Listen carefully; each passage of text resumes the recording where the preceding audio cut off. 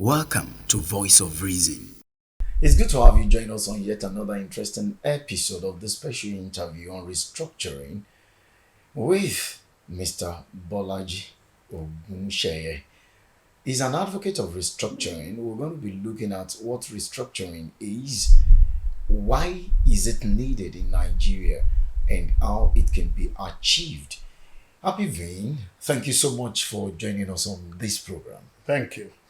All right, let's define what restructuring is, because this concept of restructuring seems to have been given different definition by different people. What is restructuring?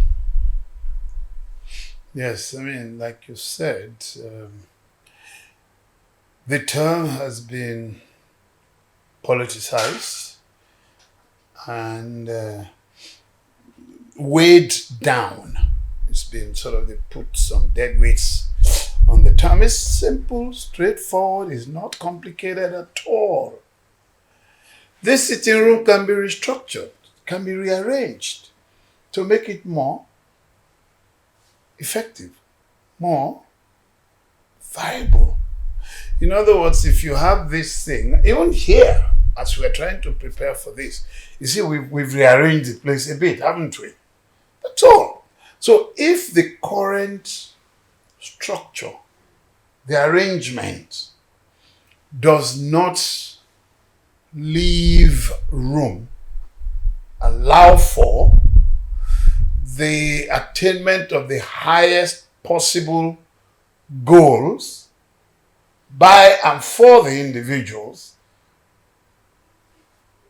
you should choose, you can and you should, in a normal situation, choose to rearrange. Now, something must be wrong with the arrangement presently for one to have thought of, having the system restructured. We're talking of Nigerian entity.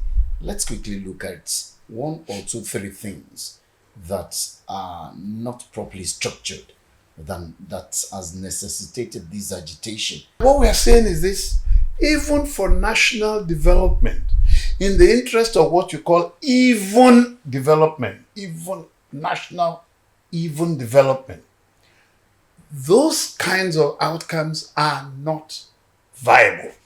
You don't have one. You don't look at medicine, for instance.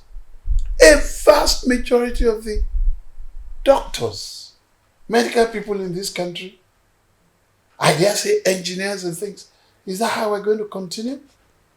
Let us have good engineers in the northeast, in the northwest, in the north central, in the southwest. That is what makes a viable country. Do you understand? No, not when all your best, competencies are concentrated in one part. So I'm now even talking about, I'm depoliticizing restructuring. I'm now making, if you like, technocratic points for viable nation building. Do you understand? We should have enough engineers across all the zones. Good engineers. Do you understand? Enough good economists. Enough good philosophers. Enough good MBAs. But right now, that's not the case. You have the South is loaded. The North is just, But on the contrary, barely serviced. I hope the South is not living in past glory. Because going by the example you cited, Yes. if you look at that ranking, Oyo State ranks 33rd on the list. Yes. Osun State is at the bottom, 36th. And the story is not different from Ekiti, Lagos, and some of these other states. And the states you think are educationally disadvantaged, they are doing well on that particular ranking. And that's a source, it's a source of worry for a right-thinking Southerner. So I hope the system is not restructuring itself, educational-wise here, whereas the South, is busy agitating for restructuring. Well, fine. Education. I think I've noticed that trend too. that the erstwhile low performers are moving up. Maybe the people who manage the governance in those places have started saying that, look, this is just not good. We've got to sort of change things. And we are not making extra effort the way they are making. So maybe that's beginning to reflect. What I've told you is the historical and traditional steady state. I agree with you. If in the last couple of years, maybe in the last 5 years, we are beginning to notice changes, we should acknowledge that. But even now, I doubt that when you look at those lists, you see people from those regions, all those states. Number one, I don't want to mention names, but I doubt that you see number one this, number one the other one, number one. For instance, I doubt that you see the first 10 states being from the northeast and northwest. I doubt. Is that the case? No. That from number one to the 10, they are the ones. No, you have southeast and south states. Which is okay. That's still south. Remember, I've deliberately been saying south. I've not been saying just southwest. I've been saying south. So it is. I noticed that it's southeast, south, right? So you can say historically things haven't changed very much, because it's still the south. Do you understand? It's still the south. But if you say they're coming up, they're moving to the middle, I won't argue with that. And I can see why that should happen. Because maybe it's becoming so glaring. Sometimes there are people even say that, okay, you have all the big positions in government and you don't have educated people. Out of 15 million children out of school in Nigeria. No, it's 20 million now. 20 million out of school. Your region alone has about 15. Do you understand? So it's reasonable to expect that some of the progressive ones among them, some of the modernist ones, may well be triggered into saying, look, we should do something about it. Okay. And they're doing it, and we're seeing the result. It's not a bad thing, but the South is still on top. This concept of restructuring, is it abstract in the real sense of it? Because it's as if we are marking time. We've been on the call for restructuring, especially the Southwest has been at the vanguard of, call for restructuring for a long time. Mm-hmm. But everybody in this region talk about it as if it's an abstract concept, something that cannot be, practicalized. And so everybody is talking about it, and those in government would say, no, we don't understand restructuring. Can you even define restructuring? Are you talking of fiscal restructuring? You're talking of political restructuring? So it rents confusion. You begin to sense confusion when you talk of this restructuring, because it's as if everyone talks about it abstractly. Well, you can choose politically to problematize the term, the word. It's a political choice. If you are trying to explain something to me, I get it mentally, but I don't want to agree with you. I can go on problematizing it. I can add also. Let me give you very practical, simple examples of restructuring. If the federal government is not building everything in my area, like trains, like this one and that one, I can choose, instead of a train that runs from here to Lokoja, I can choose mini trains that run to, Regions. Within the region, that run to peri-urban cities and things. Do you understand? I can do that. The federal government cannot build roads into every peri-urban, do you understand, community in Nigeria. That's nobody can do it as one. But within a region, we can do that. Awolowo's performance, 52 to 59, is still the best example that regionalism works. So are you inducting those handling governance in the Southwest? Well, they could work together more. they could pool resources and effort and action towards more, if you like, regionally pervasive infrastructure. Do you understand? They could say, look, okay, they're trying. They have also thing that is the one in Ibadan, was it, which is supposed to help integrate their actions in development. But they're trying in terms of expressing intention. Amotekun is for security, isn't it? Across the southwest.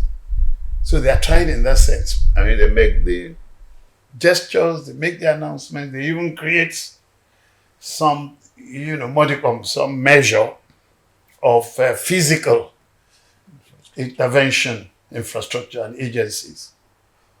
But I doubt, and I'm saying it, and I think a lot of Yorubas doubt that these things are effective, or they're in a place where they are getting incrementally effective across the region. Do you understand? I wouldn't say, oh, our governors have been fantastic, they've solved, or they're even on the way to solving our security problems, our socioeconomic problems and things. But I'm saying they can do that. Give it a different orientation, do you understand? And maybe attitude of mind or political worldview. Okay, so who stands to benefit more? You said something in that line a few minutes ago, but let's query one or two things. When you champion a particular cause, there is this tendency for everybody around you to feel, okay, you're fighting a personal cause, and that what you are calling for is self-serving.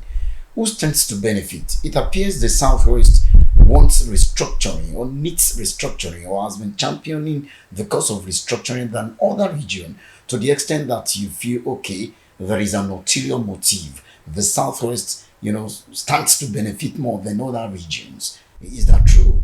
No, I just told you at the beginning. Listen, I'm a Lagos boy. I remember in Lagos, in the late 50s, I remember I was already very self-conscious.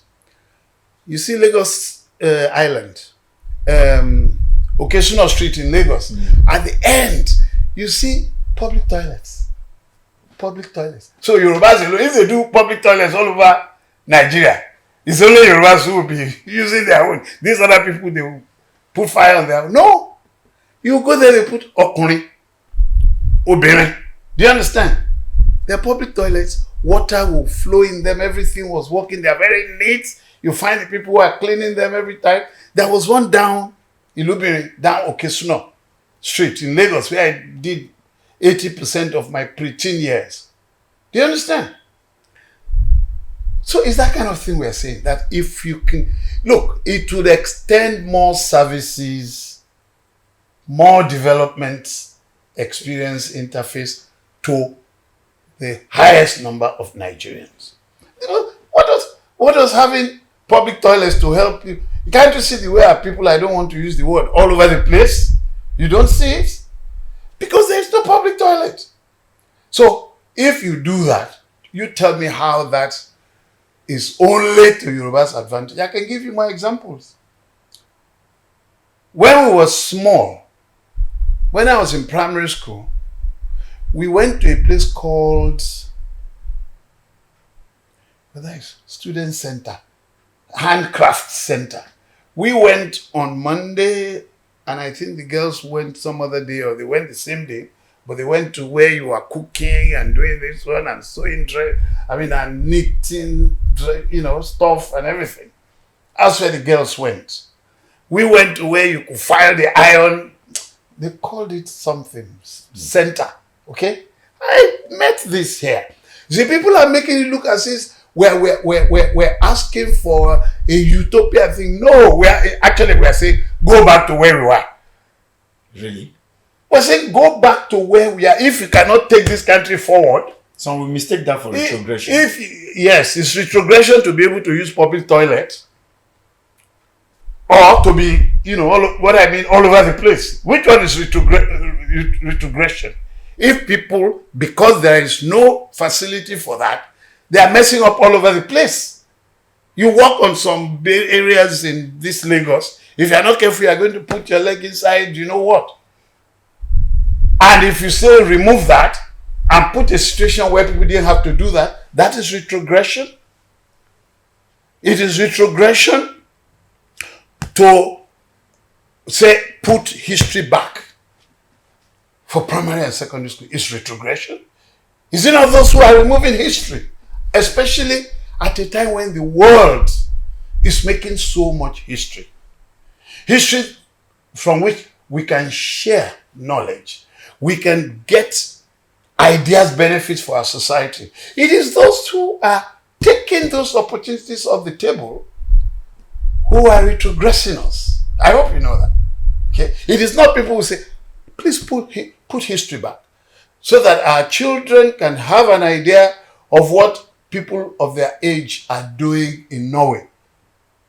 Recently, you've heard of some teenagers who did a helicopter or something in some, I think it was in Scandinavia somewhere, maybe Sweden or Norway or Finland and things.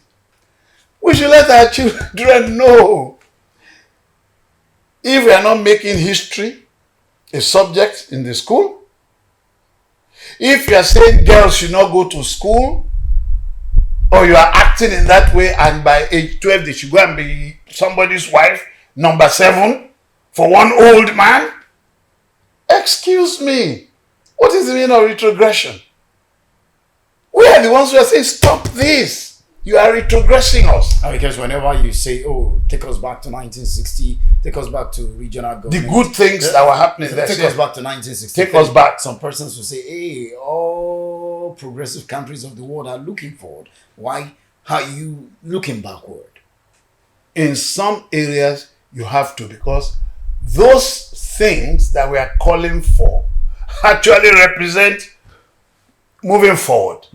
And what they are calling for, these people who are anti-restructuring, is retrogressing. You tell me how it's moving forward for a 12-year-old boy to go and be girl, to go and be wife number 7 to a 70-year-old man.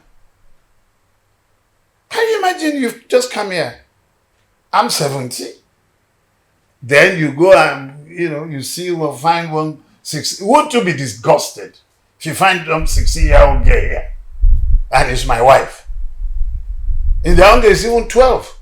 And they stop that girl going to school. So we are the ones going forward, and they're the ones trying to retrogress us. Since different definition has been given to this concept of restructuring, which is the most important now?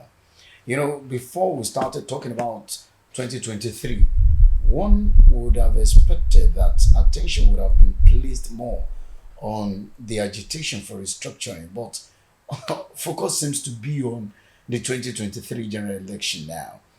Which is the most important? Okay, the Vice President, Yemi Osinbajo, will talk of fiscal restructuring. There are those who are talking of political restructuring. There are others who are talking of geographical restructuring. So restructuring means different things to different people. Which is the best, restructuring that should be pursued? If you are being mischievous, the restructuring means different thing to different. It might even mean a million things when you are being mischievous. If you have a good heart and you want this country to be better governed, it means something straightforward.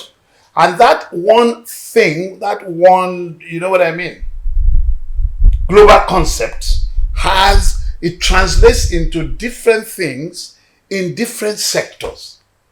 Do you understand? Okay, first it means let us govern Nigeria better, number 1. Number 2, it means let's bring government closer to the people. Anyone that is not correct in this thing, tell me, that is not a good idea.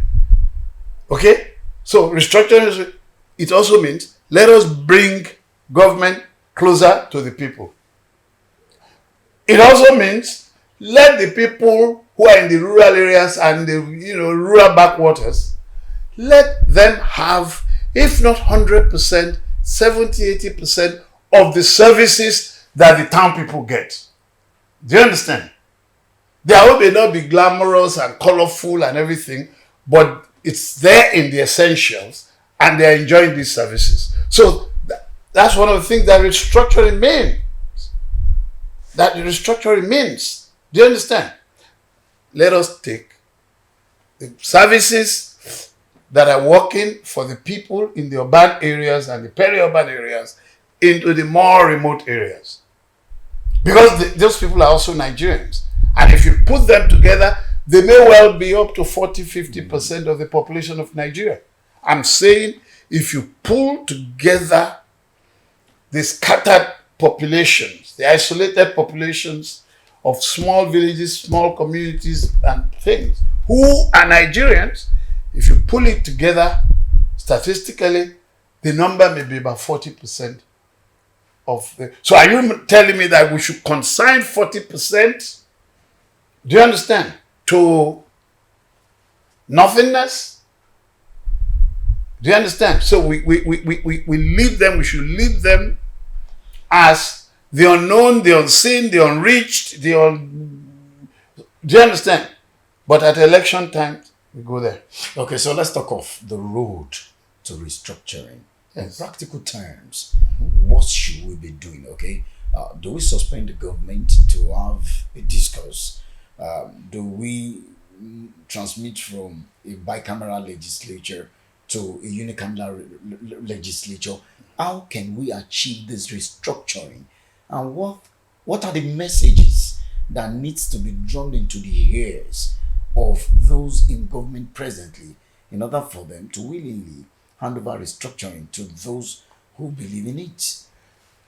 Let's start by saying the federal government, the central government in Nigeria is a superfluity. Let me repeat that. The central government in Nigeria is superfluous. It's not needed up to the extent that they've splashed it all out. We need defense, a common one. So we need a central government. Do you understand? So that would be in the exclusive legislature. Yes, that produces defense. We don't need Federal Ministry of Education. Let me repeat that. We don't need something called Federal Ministry of Education.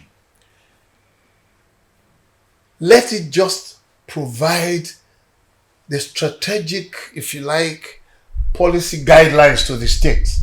Not to start building federal government colleges. Federal Fire Service is laughable and ridiculous. Can I say that again? Something called Federal Fire Service is laughable, ridiculous, and superfluous and unneeded. Fire is the most localized experience you can have, a fire outbreak. Do you understand? Have you ever seen a federal fire before? Federal fire. Fire that is federal. What does that mean? Fires burn in communities, in local governments, location. There is no state fire. Can you see one fire that will start and burn the whole of this Lagos down? Do you understand? When it's not coming from the heaven. Maybe you start to look at if there's a fire in Falomo. I may not even hear of it talk about it unless you talk about it on the television. So there are so many laughable, useless services for which the federal government has built a massive infrastructural presence. Do you understand? Process presence, all these things just to steal money. Just to steal money. Federal government doesn't put out fire anywhere in the country. The federal government is over-concentrated. It's over-concentrated. It's over-superfluous. It's doing a lot of things which I laugh at. You should laugh at too. Everybody who's sensible should laugh at. Do you understand? I can go and I can give you so many examples. To achieve it. And it costs money. It costs money. That's also the other part of it. So we're wasting money to underdevelop the country. Oh my. That's ironical. And to waste everybody's time. Those who can do the work locally, you let them do it. You set up some massive federal infrastructure which is standing in their way. At one time, I was in one of the states of the Federation in the South, and they were complaining, those who manage the forest there, they were complaining that federal government is actually a nuisance to their local effort. Now let's set an agenda for these ones, in case they are confused about it, what are the things they should do immediately to get there? One, start bringing down the cost of government. The cost of government, cost of governance. It's a crime. How much governance costs now is a crime. Quote me. It's a crime. Heinous crime. That's the first thing. So that you can release money, preferably to the subsequent levels. Do you understand? The subnationals. The subnational levels. You should quickly come to, and to do that, of course, there will be some understanding. If we are going to meet for 2 months, 3 months, let's quickly meet. And very clear that this way we want to go. Another conference. We're not meeting. No, you see, conference. I was in the 2020. What do they call it? 2014. Vision 2020. Okay, Vision 2020. I was a member. I was representing the oil and gas sector. We didn't achieve Nothing, because it was a very elaborate. I wouldn't even call it a conference. In fairness, Justice Ways or so, who was like national coordinator. He also said work in group, Yaradua, work in, small groups and things. And to his credit, when the first draft was sent to him, he looked at it and said, no, please, I want something that actually touches the people. So he said we should draw up a social welfare agenda for Nigeria. And to the glory of God, in all modesty, I wrote that for subgroup 2. The members have been there for about a month and a half, so everybody already knows what. I even left Abuja for the weekend. By the time I came back, they said the president said they should write. They were waiting for me, and we gave a blueprint. Has any government implemented any of the things you recommended? That's a political problem. That is why, like you said, we should bring in people who are serious. Do you understand? About good governance. Who want to not spend more than is necessary and who want to bring down how much it all costs. Number one. Number two, people who want to deliberately, consciously go after the less socioeconomically empowered people and seek to empower them. Do you understand? It's a challenge. It takes some effort. But it means you also have to walk through and with the subsequent levels, the subnational levels, and strengthen them and monitor them more and give the citizens the platforms where because let me tell you the truth, local government, state government, until we are able to poke our nose into what they are doing, how they are doing it, and how much they are doing it, they will just do whatever they like. Do you understand? They will just do whatever they like. I mean, a famous governor, has just spent some billion on something. Rubbish.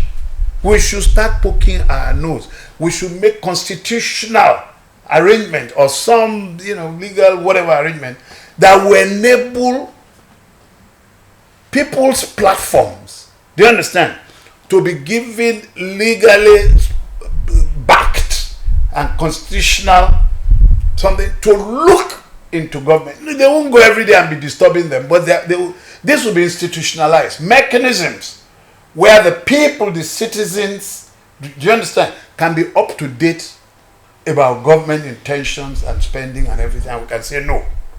There will be conditions where we say no, you can't do this. Do you understand? Thank you so much for your time on the program this day, Mr. Bolaji Ogunseye. Thank you so much. We've spoken about restructuring. It is left to those who are in position of authority to work and run with this vision and this solution and suggestions, as it were. So we'll come your way again, courtesy Voice of Reason, in another episode of Personality Interview, bordering on issues of national importance. I am Anwulwakbo Homoride. See you next time.